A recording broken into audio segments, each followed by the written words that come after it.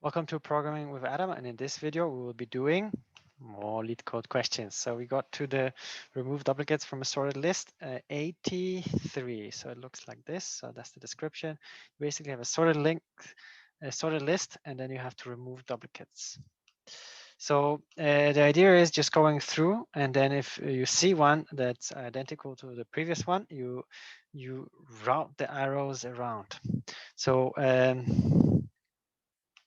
this is so the first two lines of the code is just making sure if the input is nothing, then you just return nothing. And then it's if so, and so at this point, we really do know that we had at least one node. So we call that head. We call that previous. So in this example here, it will be like the node 1. And I just numbered the nodes just to have a reference. Not that really matters. And I have a lot of the 1 points on 1 and 1 points on 1 and 1 on 1 and so on.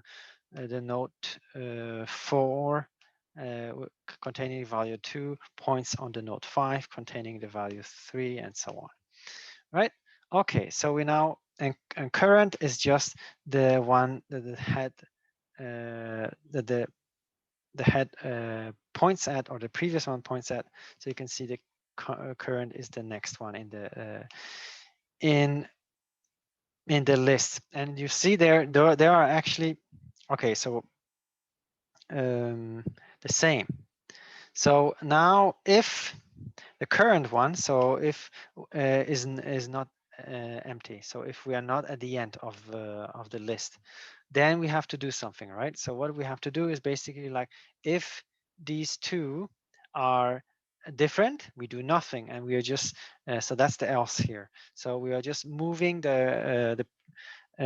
we will simply be moving the P and Q one. We will simply shift it to the look at the next two. So I will not really be talking about that because that's kind of like just shifting each pointers by one and just keep going. However, if there is if they're the same, then we have to do something, right? So I mean, if they have the same value, right? And the node 0 and the node 1, they do have the same value. So what's happening? Well, effectively, there are just two things happening. So previous next becomes current next. So that's what previous points at, right? So initially, as I was saying, P, which was the node 0, just was pointing and node 1, and current was pointing and node 2, right? So like that one points at that one, and that one points at that one. So very normal. Then something happens, right? So we do not change the position of P. P is still at node 0, but what we do change is where it's pointing at. It will be it's pointing at where the current is pointing at. So the current was pointing at node 2. So now the previous one is pointing at 2. So that's the first change.